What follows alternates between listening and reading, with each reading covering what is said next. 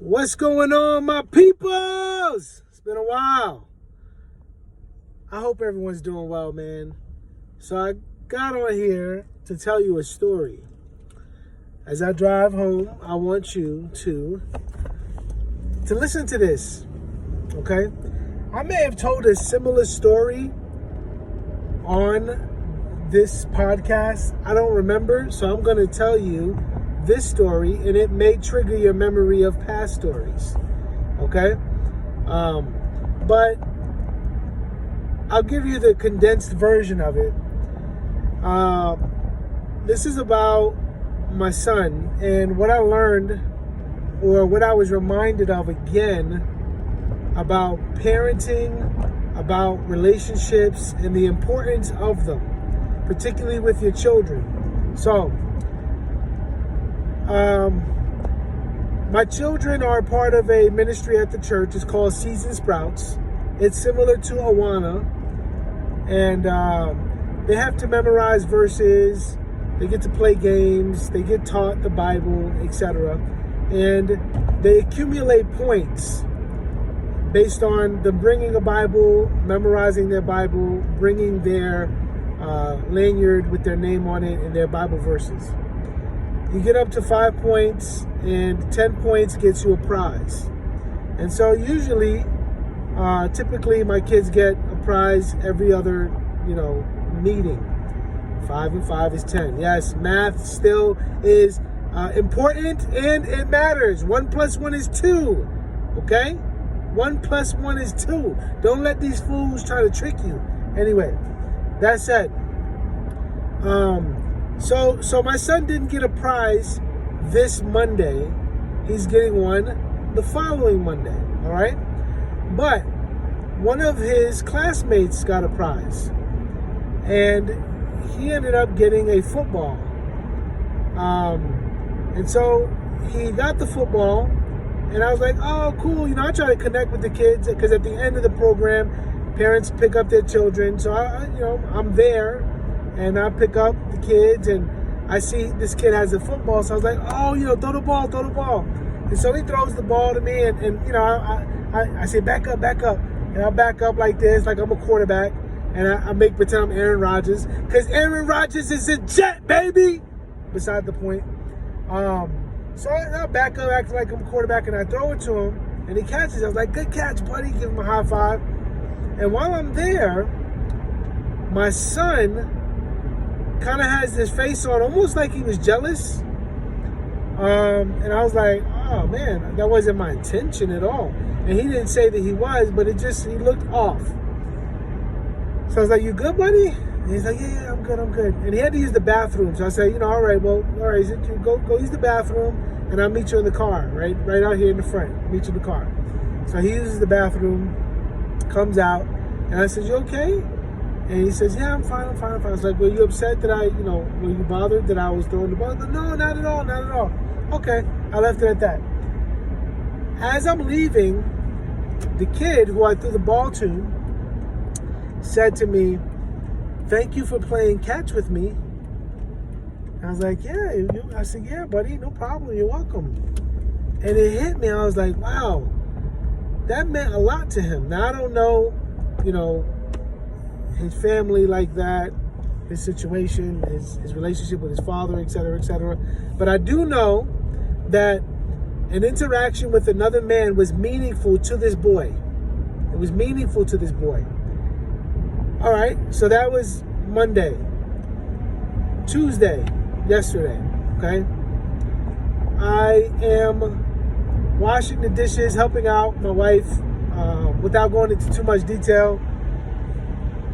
There was a need, and I helped meet it, okay?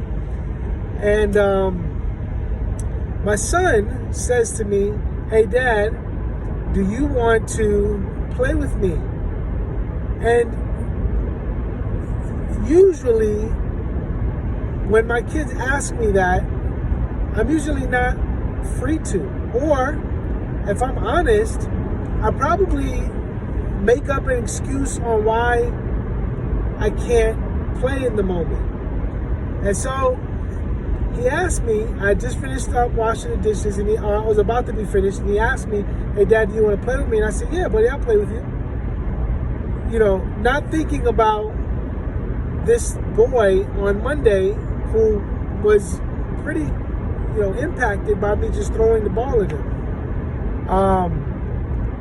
And then thinking about my son's face. But I've been thinking about my son's face this past day, and thinking to myself, man, do I play with my children? Do I interact with them? And I do. But then it hit me, right? How it's easy for me to neglect what's under my roof, but not neglect what's outside of my roof. Like that's just an easy thing. So I'll give you an example. I always hear people say, you know, as a pastor's kid, my dad really didn't pay attention to me, or, you know, he was always busy with ministry, etc., etc. And I like to think that that's not going to be my children's testimony. But then I got thinking, I'm like, man, what if that is my kid's testimony? Like, obviously I should do my best for me to be as involved and as engaged in their lives as possible. And yet I have responsibilities, just like all of us do, right? But it hit me. I was like, man, it's easy for me to do the work of the ministry, right? To equip, to study, to read, and there's always more to do. There really is. There's people you're thinking about, and the next sermon to prepare, and the sermon that you're finished preparing, you're meditating on it and trying to memorize different components, and then there's anxiety and the lack of sleep and stress and all these factors that just are natural to a pastor, right? You got a family, and I have a young family, and so there's needs, and people get sick, and all this, right? And so it's easy to overlook what you're supposed to be doing, because what you're supposed to be doing for your job, you do, and it's like interwoven into your life. I see my kids all the time. Sometimes I work from home. Sometimes my schedule is flexible because of my job, and yet that one-on-one, that quality time, that intimacy can be lacking because it looks like it's being had based off passing moments, right? So back to Tuesday. I go downstairs and I play with my son for an hour. I wasn't stressed. I wasn't anxious, because there's times when I'm like, I really can't afford to be playing with you, but I'm going to do it. And as I'm doing it, I'm anxious because I'm like, I got to do this, I got to do that, or I got to check my phone, or I got to do this, and it's like I was free. I made myself available, and we just played. We ended up playing charades and doing a couple other things, and it was awesome. It was awesome. Hour or so went by, and he ended up telling me, he said, Dad, thank you for playing with me. And it reminded me of that kid on Monday. Thanks for playing catch with me. I said, man, wow, I got convicted. And my son went on to say this. He said, Dad, I love playing with you. He says, you know what I love about you, Dad? I said, what's that, buddy?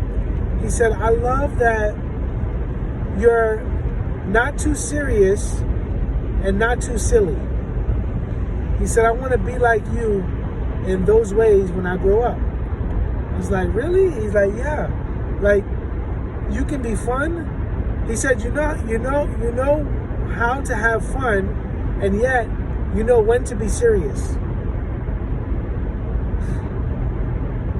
Oh, I said, buddy, thank you. That's encouraging, you know. And he's like, you're welcome.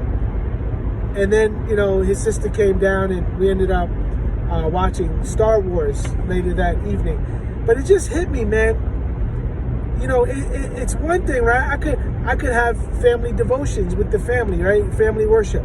Open up the Bible. This is what the Bible says. This is what it means by what it says. And that's good and that's important, right? And those are memories that should be remembered and all that as well. But